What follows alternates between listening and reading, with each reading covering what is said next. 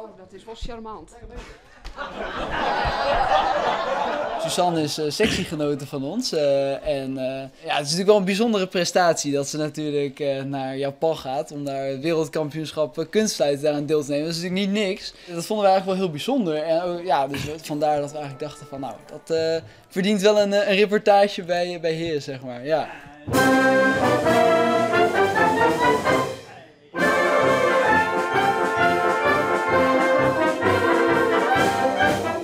Ik speel, ik heb ongeveer 18 jaar op saxofoon spelen. En daarna ben ik overgestapt in coronatijd op contrabas.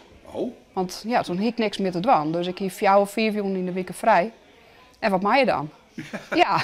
En de bas voelt altijd wel mooi. Ja, dat heb ik altijd al. En dan zet je gewoon jongens, ja, dan ben je jongens thuis en dan zet je wat te struin op marktplaats. En ik denk van nou dan, contrabas, dat heb ik altijd wel graag hebben om. Nou, dat weer mooi in de buurt. Ik denk van, wist wat?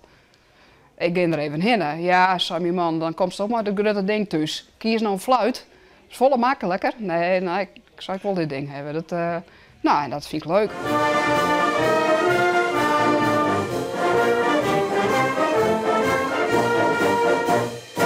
Nou, ik fluit ze altijd in de pauze. Als wij klaar zijn met de repetitie en we gaan om koffie, dan denk ik, oh, dat deuntje zit je nog in de holle. Of dat speel je de trompetten.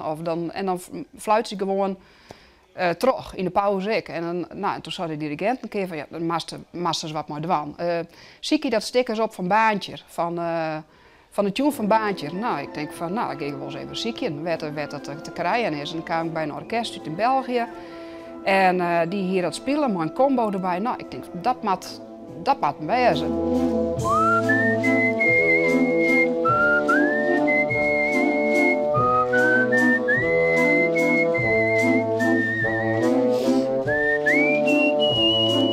Ja, ik heb altijd ontfluiten geweest. Dus hoort ze altijd van, ja, meisjes die fluiten krijgen jongens met duiten. Ik denk van, nou, denk je wie voor? Nou, ik slag het? Ja. Oh.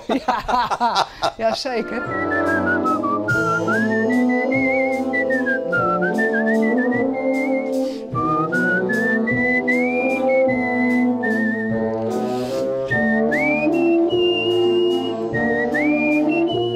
AD-concert, nou, Agrarische Dagen.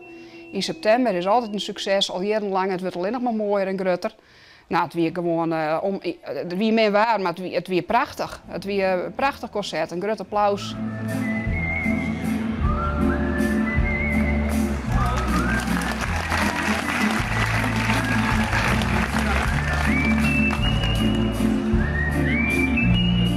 Nou, ik kreeg zo'n soort reacties na het concert en toen dacht ik van ja, dit is wel leuk. Ken ik hier wat meer mee en dan bleek er wedstrijden in te wezen. En ja, nou, ik denk wel maar eens even zien wat het is, maar in Japan. Nou, ik denk, wist wat, ik stuur even 2 audiofragmentjes op. En nou, ik ben voor naar de hele finale. Dus nou, ben dik 200 mensen niet meedogen. En ik ben bij de laatste juggen. Dus al in de voorrondes die hoek al net mee te doen. Ik ben voortal terug naar de hele finale. Dus daar geef ik voor. Nou, dat lijkt wel druk op je, net. Nou, ik ben er helemaal de Olympische gedachten. Want het wordt volgens mij hartstikke gezellig en leuk. Ja. En als ik, als het slagen dan is het mooi. Maar ga ik van Japan heen. En anders kom je dat dan uit. Is er een carrière in het fluitje? Nou, ik denk, als ze me nou zeggen van, nou, kist hier, kist mooi, André Rieu mooi, dan zeg ik van, zet mij maar op een plank en dan vind ik het wel leuk. Nee, ik zou het net weten. Degene die 3 keer wereldkampioen West is, die fluit het nou professioneel bij Cirque du Soleil. Dus we zitten gewoon wel. En ja, we gaan gewoon vooral volle lol hebben.